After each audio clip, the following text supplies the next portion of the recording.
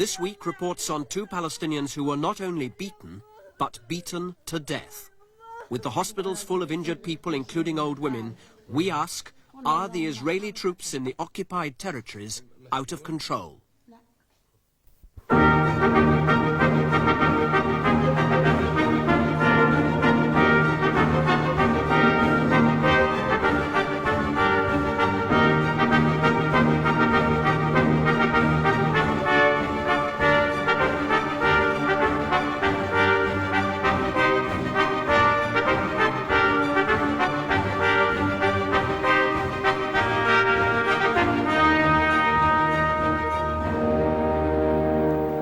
Good evening and welcome to This Week. Today, the American Secretary of State George Shultz is flying back to Israel to resume his attempt to start the process of negotiation towards a settlement of the Palestinian crisis. He does so in the midst of an uprising by those Palestinians who live under Israeli occupation, an uprising in which so far more than 70 Palestinians have died and many hundreds more have been injured, in a conflict with the Israeli army that has shocked public opinion around the world. The focus of international dismay has been upon the beatings administered to the Palestinians by their Israeli captors. Our report tonight examines the actions and the policies of the Israeli army in its attempt to crush the uprising in the occupied territories. That is the land seized by Israel from its Arab neighbours in the June War of 1967, the Golan Heights, the West Bank and the Gaza Strip. It is here in the Jabalia refugee camp where the uprising began that Peter Gill begins his report.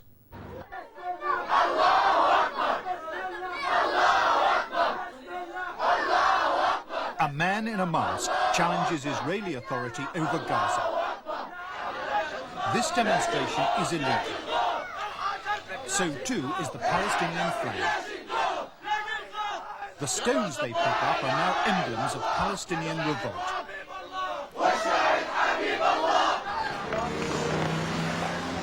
To Israeli soldiers, those stones are a threat and a provocation. A confrontation in the making.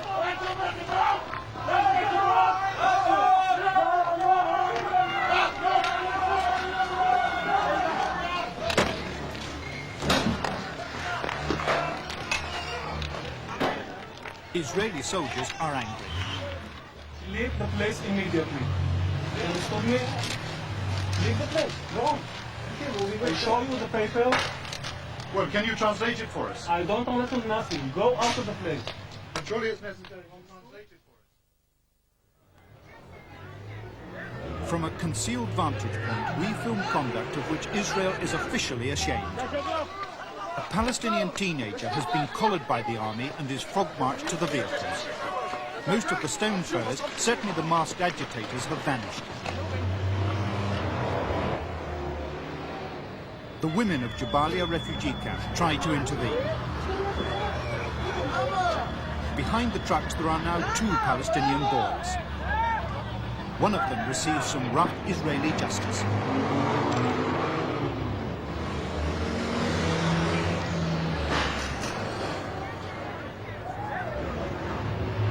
In January, Defence Minister Yitzhak Rabin announced a strategy of force, power and beatings instead of bullets.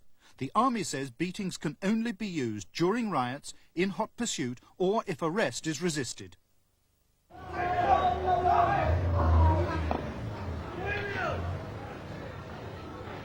So this beating is illegal. What has happened, I think, since General Rabin's announcement is that whilst it was always done quietly, and not necessarily in a public place, now it is being done in public, and very, very openly. And I think it has given, as they say in this part of the world, the green light to people to do things which maybe they had been inhibited from doing before. In the aftermath of demonstrations, casualties start to arrive at the camp's United Nations clinic. This man was beaten and then kicked in the genitals. This man has a fractured forearm. The world knows that when the Israeli army means business, its opponents had better beware. This was left behind in a Palestinian refugee camp when a group of soldiers got involved in a riot. It needs 2 hands to wield, and it's studded with little nails, apparently to prevent splitting.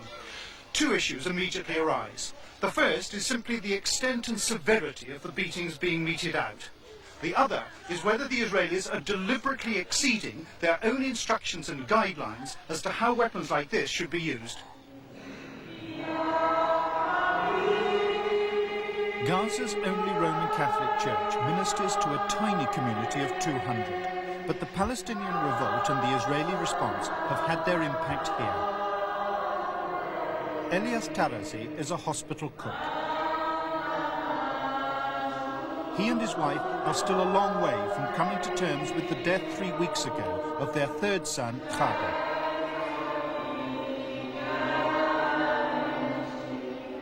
At a modest Christmas lunch, the Tarazi family of 4 sons and 3 daughters was still together. Then, on February the 8th, Khader was shopping by bicycle in Gaza town. There'd been trouble and the army was on the lookout for likely troublemakers. Khader was nervous. Khader Tarazi had good reason to be afraid. A Palestinian Arab, 19 years old, the wrong person at the wrong age in occupied Gaza today. He got on his bike and fled at speed from the army down there. Khader knew this part of town well, but the soldiers were by now in pursuit. He abandoned his bike and ran on. He burst into this house and hid under the bed, but he was dragged out. لقيته عامل هيك وقاعدين بخبطوا فيه وحدفوه بالجيب صار يدعس عليه. شفتيه عم اه. And what sort of beating were they giving him? كيف كانوا يضربوه؟ كيف الطريقة اللي كانوا يضربوه؟ على راسه وهو عامل هيك ومنجرين فيه. We've established that Khader Tarazi was taken to an Israeli prison camp known as Ansar II. According to other detainees, he was desperately injured, but received next to no medical attention. His family was frantic. لأن عارفينه هناك الأنصار برضو مش راضيين يفيدونا. قالونا روحوا على الشرطة يسألوا، روحوا على الإدارة يسألوا، روحوا عند الحاكم يسألوا. وقعدنا نمشي ونروح ونيجي وفيش معنا سيارة واحنا نمشي من مكان للتاني واحنا ندور على الولد ولا حد راضي يفيدنا. يعني رحنا عند الحاكم برضو الحاكم ما ردوش علينا على الباب، منعونا نخش. After 10 hours of semi-consciousness, Khader was transferred to an Israeli hospital. It is still not clear when or where he died. It was certainly a full 48 hours after the first beating that the Israelis handed over his body. He had big hematomas in the lower limbs and the upper limbs. What is a hematoma? A hematoma is collection of blood after severe beating in the legs and in the forearms and in the arms. He had cut wound and hematoma in the skull, and at the same time the testicles, because he had the first trauma to the testicles, most probably it has been ruptured. In Gaza's Roman Catholic cemetery, the Tarazi family mourns a lost son. For their part, the Israelis say there will be an investigation. For the Palestinians, there is now a Christian martyr to add to their cause. For a mother, the beatings have brought a terrible new bitterness. ضربوه حتى الموت. بعدين إلا غير بس بزيد الحقد والكراهية. إحنا ما كناش نكره اليهود بالمرة لهالدرجة هاي. أما لما أخذوا ابني صرت أكرههم. أكيد أنا كنت أحبهم. الآن بشوفهم زي العمى، مش قادر أشوفهم، مش قادر أمشي بالشارع. شوفوا المحل، مش قادرين. أخذوا بلذة أكبادنا، ظهر شبابنا أخذوا. بريء طاهر، ما عملش أي حاجة. لو عمل بقول بس أبدا. وافرض إنه حجر يموتوه لما يموت. حرام هذا. وين حقوق الإنسان؟ يا ناس وين حقوق الإنسان أعطونا إياها؟ Military occupation allows for very few rights, and 3/4 of Gaza's population are refugees. Living conditions have scarcely improved in a generation. Only the political circumstances have changed, and those invariably for the worse. Gaza has been under Israeli occupation since the '67 war, and even the Arab states seemed latterly to accept the permanence of occupation. The Palestinians have now taken matters into their own hands. Some in Gaza do have a place in the sun.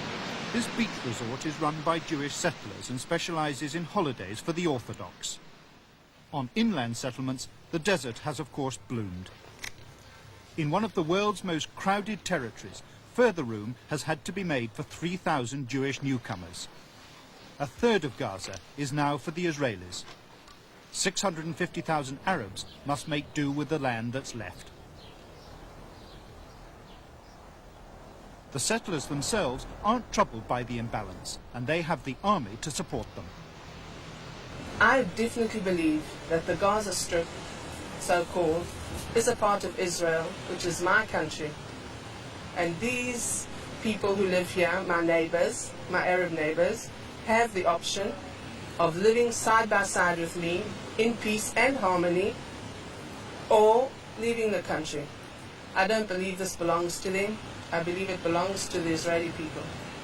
So the Arabs can live in peace and harmony here in Gaza, but on your terms, on Israel's terms? Definitely. It's not their land? No. How can you be so very confident that it's not their land when you yourself are an immigrant? I immigrated to Israel on the strength of my faith, which was that the whole land of Israel was given to the Jewish people by God. It's not even our land, it's God's land, and we're the custodians of it and not the Arabs. For many Israelis, the army has been committed to Gaza in defence of that biblical ideology. For others, the army is there to restore order before a settlement can be achieved. On good days, there is relative calm in Gaza. There have been no serious casualties among troops or settlers since the uprising began.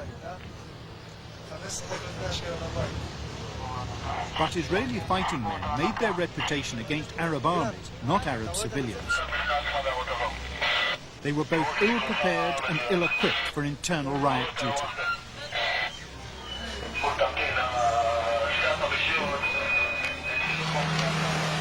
With inadequate protection against even stones or petrol bombs, they relied on aggression to impose calm. The soldiers themselves see the beatings as playing a big part in their campaign. This man has been in hospital for 2 weeks and nearly died of his injuries. Both his legs and both his arms were broken by soldiers.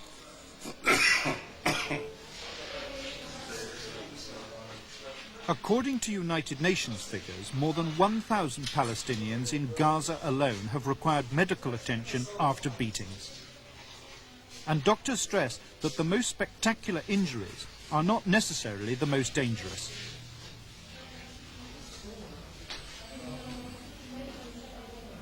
Broken bones will mend. Damage to soft tissue and internal organs can mean permanent pain and disability. The doctor in charge of this case is a Dane who has specialised in war surgery in Africa and Lebanon. His concern is the massive internal bleeding the patient has suffered. The doctor says he could quite easily have bled to death. Yeah, for sure, because it is very difficult for unexperienced people to estimate the extent of the damage. What is happening to the injuries now?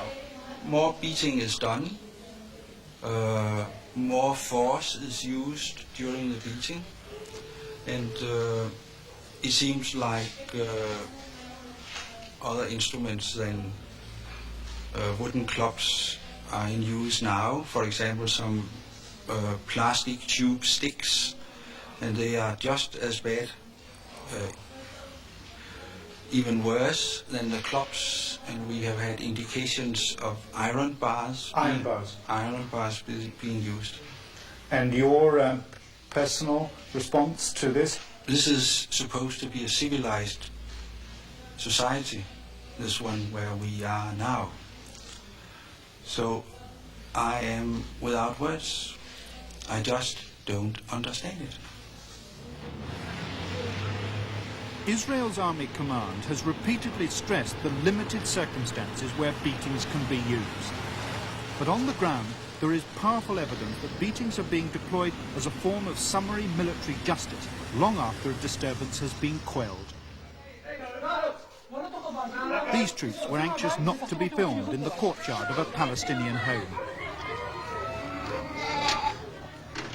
On this occasion, no beatings occurred. No tear gas canister was fired. But in many of the most troublesome areas, there seems to be a pattern of follow-up raids.